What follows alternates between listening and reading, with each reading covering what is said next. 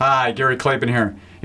Prudential Financial did a study on the 80-year-old millennial and what they're going to be like. Well, first thing is their social networks are going to be so large they'll forget everybody. So it'll be very interesting trying to figure out who the heck they're talking to. A little different going forward. But what it said is 9 out of 10 said, going to have to work all the way out to 80, and 8 out of 10 said it's not going to be comfortable like it is right now for people in retirement. So that really gives you an insight into where millennials believe it's going.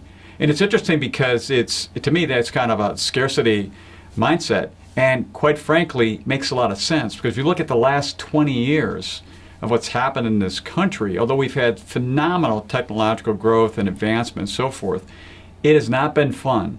And the stock market and watching people lose their homes and 2 recessions and 9/11 and so forth. So it makes a lot of sense if you go through times like that. And we can see the same thing with grandparents or great-grandparents through the Depression, that what you experience is what you feel you're going to experience in the future. But history shows us that we just go through these different cycles.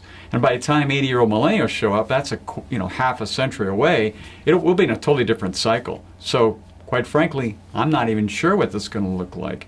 But there's concerns about AI and about robotics and about everything else going on that's crazy, nuts, that doesn't look like anything we've got going right now. But what I do know, if we go all the way back to 1900, if you said things like writing programs or being a graphic artist or getting into video games and smartphones to somebody living at that time, they don't even know what those words mean.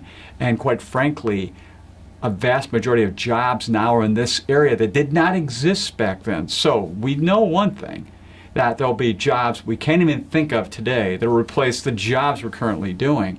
And that may drive what happens with comfortable retirement or anything else that we may think of.